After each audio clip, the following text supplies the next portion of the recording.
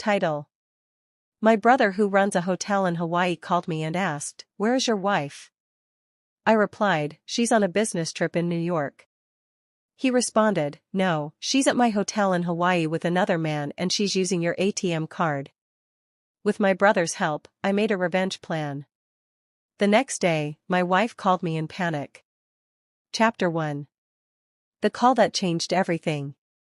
It was nearly midnight when my phone buzzed. I was half asleep, tangled in sheets, still believing my wife Claire was 3 time zones away on a week-long business trip in New York. She had left 3 days ago, kissed me goodbye at the airport, and texted me that evening. "Meetings are intense. Miss you already." So when I saw my brother Daniel's name on the screen, I figured it was a mistake. He ran a boutique luxury resort in Maui, 5-star clientele, constant stress. Calls at this hour were rare. I answered groggily. "Danny?" His voice was sharp, direct. "Hey, I didn't mean to wake you, but I have to ask, where's Claire?" I blinked. "What?" "She's in New York. Business conference, why?" He was quiet for half a second, then, "No man, she's not." I sat up. "What are you talking about?" "She checked into my hotel 3 hours ago," he said slowly. "Under her real name, she's here, in Hawaii, with some guy. They booked the Ocean View suite, with your ATM card." My entire body went cold. "What does the guy look like?" I asked, heart pounding. "Tall, muscular, beard. He signed in as Eric Monroe." "Does that name mean anything?" I gritted my teeth. Oh, it meant something all right. Eric was one of Claire's co-workers. She'd mentioned him in passing. Funny guy, great at sales, married, supposedly. She told me she was going to be in back-to-back meetings all week, I muttered, already throwing off the sheets. "She's been sending me pictures of hotel lobbies, restaurants, cocktails." Daniel sighed. "You're not the first guy she's fooled. But this time you've got me. If you want proof, I can help you." My hands were shaking, but my voice was clear. "Good, because I don't want to confront her." "What do you want?" I paused, then whispered, "I want to destroy her." And that's how the plan began. Chapter 2. Silent evidence. I barely slept that night. After I ended the call with Daniel, I sat in the living room for hours staring at the dark screen of the TV while memories of Claire unraveled in my mind like threads coming loose. The late nights, the sudden emergency trips, the new lingerie she claimed was part of a personal empowerment phase, the guilt tripping every time I asked about Eric. I wanted to scream, but I didn't. I couldn't. If this was going to work, I needed to stay quiet, strategic, ruthless. By 6 a.m., Daniel had already emailed me 3 high-resolution photos: Claire at the hotel bar laughing over a mojito, Claire walking hand in hand with Eric near the infinity pool, Claire kissing him just outside the elevator, the same one she and I used during our honeymoon stay at Daniel's hotel 5 years ago. The betrayal stung worse than a knife, but it also hardened something inside me. Daniel called again, this time with a plan. "I've checked her charges," he said. "Room service, spa appointments, shopping trips? She's racked up over $2,000 already, all on your ATM card. Want me to cut her off?" "No," I replied slowly. "Let her keep spending. The more she uses it, the more evidence we have." Daniel exhaled. "Got it. What's next?" I stood by the window, staring out at the still street below. "I need you to send me a full itemized report of everything, receipts, timestamps, photos, the works. Then tomorrow, I'll call the bank and freeze the card." Daniel chuckled. "Brutal. She'll be trapped in paradise with no money and a fake lover." "And," I added, "make sure you upgrade their room." "Upgrade?" "Yes. Move them to the presidential suite, tell them it's complimentary, part of a promotion. I want her to feel like a queen for one more night." Daniel laughed again, this time with admiration. "Damn. You're serious about this." "Dead serious. And after that, I'll send her the real gift. The real gift? You'll see, I said coldly. By this time tomorrow, she'll be begging to come home. Chapter 3. Panic in Paradise. The next morning, I made the call. Hi, this is Jonathan Wells. I'd like to freeze my ATM card. Yes. The one ending in 9408. Lost or stolen? Let's go with stolen. I didn't need to lie. Emotionally, financially, it had been robbed from me the moment Claire checked into that suite in Hawaii under the illusion of a business trip. The bank confirmed the card was deactivated. No further charges could be made. All transactions from the past 3 days were automatically flagged for review. By noon, Daniel texted me. She just tried to pay for poolside drinks, declined, she's freaking out. I could picture it vividly, Claire, sun hat tilted, frozen smile as the waiter quietly told her the card didn't work, probably laughing it off, assuming it was a glitch. Until the front desk confirmed, all cards linked to the account were frozen. An hour later, another message from Daniel. She's at the front desk right now, voice raised, says it must be a mistake, Eric standing off to the side, awkward, not offering to pay. Then, finally, my phone rang. Claire. I stared at the screen as it vibrated. For the first time since this all began, I didn't feel confusion, or heartbreak, or even anger. I felt control. I answered, calm and measured. Hey, sweetheart. Her voice was tight, on the edge. John, thank God, something's wrong with the card, you need to call the bank, everything's being declined. Oh? I said mildly. That's strange. Weren't you in New York? Silence. What? You told me you were in New York, business conference, but Daniel says hi, by the way, says you look great in the presidential suite, shame about the company. Her voice cracked. You knew? I know everything, Claire. I know you're in Hawaii. I know you're with Eric. I know you've been using my money to fund your little beachside fairy tale. She let out a gasp, half panic, half anger.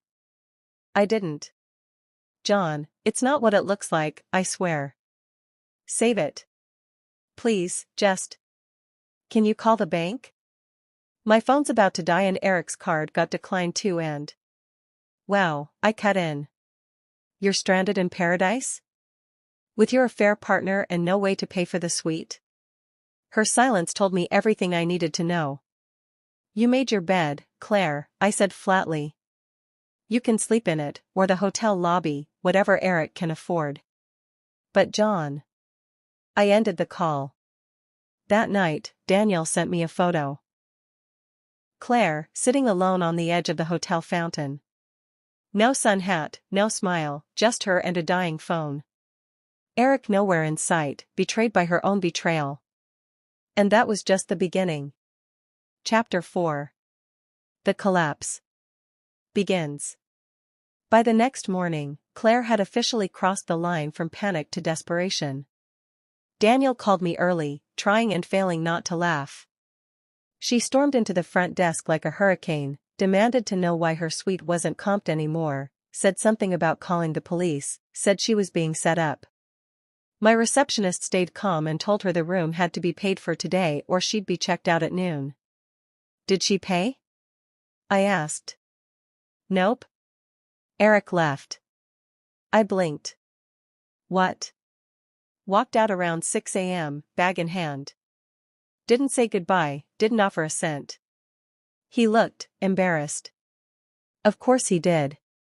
Eric was a classic opportunist, probably thought he was getting a free luxury vacation with someone else's wife. But when the bills came due, both literal and emotional, he vanished like smoke. Claire, abandoned and broke in a tropical paradise, was now on her own. I spent the rest of the day calmly executing the next phase of my plan, called our accountant, removed her name from all shared business accounts, changed all passwords, bank, utilities, cloud storage, everything filed for separation with my lawyer and requested temporary spousal support be denied based on willful marital misconduct. Then came the public peace. Claire was a social media influencer, small-time but obsessed with appearances. Her brand was curated perfection, power couple photos, elegant dinners, behind the scenes of our busy but loving life. So I sent her a message, not privately. I commented directly under one of her old couple photos. I hope Eric made the trip to Hawaii worth it, I'll be posting receipts soon. It took about 7 minutes before she deleted the entire account, but it was too late.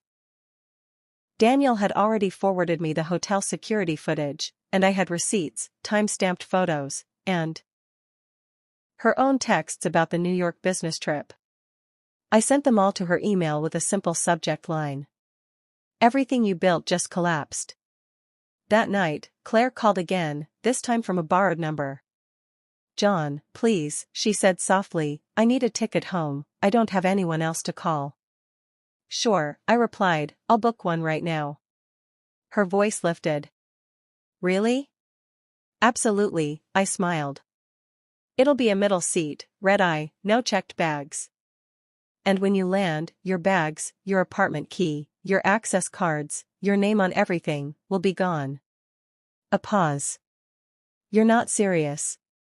Oh, Claire, I whispered. You seriously underestimated who you married. Then I ended the call again, this time for good. Chapter 5. Welcome home, Claire. She landed 2 days later, exhausted, disheveled, wearing the same wrinkled dress she'd arrived in Hawaii with. No luggage, no makeup, no smile. Daniel had kindly arranged her flight using the cheapest ticket he could find. Delayed, layovers, middle seat between 2 toddlers, the kind of flight that breaks your body and spirit. I knew her ETA before she even left the island, and I made sure I wasn't there when she returned. Instead, I changed the locks. She stood on the porch for 20 minutes, trying her old key, ringing the doorbell, calling my number nonstop. I didn't pick up. She must have walked around the house, tried the back door, even peeked through the windows. She found the note taped to the front door. Claire. As of this morning, this property is legally under my sole name. You no longer reside here. For your belongings, check the storage unit listed below. Code 0922. Our anniversary. Ironic, I know. Best of luck rebuilding the life you so eagerly tore apart. John. Inside that storage unit was everything she owned, neatly packed, labeled, and stacked. Clothes, shoes, makeup, her prized vanity mirror. All there. Except her wedding ring. I had pawned it the day before. The money? Donated to a women's shelter in her name. And I didn't stop there. Her corporate job, the one she bragged about constantly, had been notified, not by me, but by Eric's actual wife. Apparently Claire had violated several HR policies by fraternizing with a client, falsifying travel logs, and using company funds for personal use. I received a text from a mutual friend a few days later. Dude. Claire's been fired. Completely blacklisted. You weren't kidding when you said she dug her own grave. I didn't reply. Claire, now unemployed, homeless, and ghosted by her affair partner, had no place left to go. She tried calling again. Sent a voicemail. John. I know I messed up. But please. Can't we talk? I miss you. I miss us. I didn't mean for it to go this far. I saved the message. Not to reply. But to remind myself how deep her betrayal had run. And how far I'd come since the moment that phone rang in the middle of the night. Chapter 6. The final word. It had been nearly 2 weeks since Claire returned. She'd tried everything. Voicemails. Texts. Emails. She even reached out to my sister, my coworkers, my college roommate. Always the same message. Please, just one conversation. Just let me explain. But I didn't need her explanations. She wasn't sorry for what she did. She was sorry she got caught. Sorry her fantasy imploded. Sorry her backup plan, me, wasn't waiting with open arms. Then came the letter. Handwritten. Hand-delivered. I found it tucked under my windshield after work one evening. John. You may not believe me. But what happened wasn't what I intended. It wasn't supposed to go that far. I was confused. I was feeling neglected. Unseen. And when Eric paid attention to me, I made a mistake. But I see now what I lost. What I destroyed. Please, can we meet? Just once. If not to fix things, then to at least say goodbye like real people, not ghosts. I didn't respond right away. But I did meet her. In a cafe. Quiet and neutral.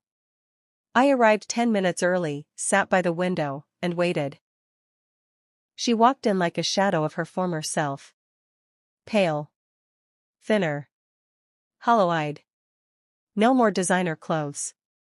No mask of arrogance. Just desperation. Clinging to her like a scent. She sat down across from me, hands folded. I'm not here to beg, she began, voice low. I just wanted to look you in the eye and say, I'm sorry. I let the silence sit. Then I spoke. I believed in you, Claire. In us. I would have done anything for you. Worked late. Paid the bills. Supported your career. Loved you even on your worst days. But you didn't want a partner. You wanted someone to praise you, to fund your lifestyle, to clean up your messes while you flirted with chaos. Her lip quivered, but she stayed quiet. You told me you were in New York, I continued. You were in his bed. You smiled at the camera while I tucked our future away into your hands. And for what? A thrill? A tan in a stranger's arms? I was stupid, she whispered. No, Claire. You were selfish. And selfish people always think the world will wait for them to wake up. I pulled an envelope from my coat and slid it across the table. Inside was the finalized divorce decree. No alimony. No share of my business. No right to the house. Just closure. I'm free, I said calmly. And now, so are you, her eyes flooded. You really hate me that much? No, I said standing up. I don't hate you at all. And I meant it. I had no hate left for her. Only indifference. And that was the final blow. Epilogue. I walked out of that cafe lighter than I had in years. Claire moved to a nearby city and started working retail. Quietly, anonymously. Word is, she lives in a small apartment above a bakery. No more travel. No more followers. No more lies. As for me, I rebuilt. I rebuilt my life, my peace, my future. And someday, when I'm ready, maybe even love again. Because the best revenge was never fire. It was silence and success. Was this revenge perfectly justified? Tell us what you would have done in the comments below. Like the story, share it. Thanks for watching.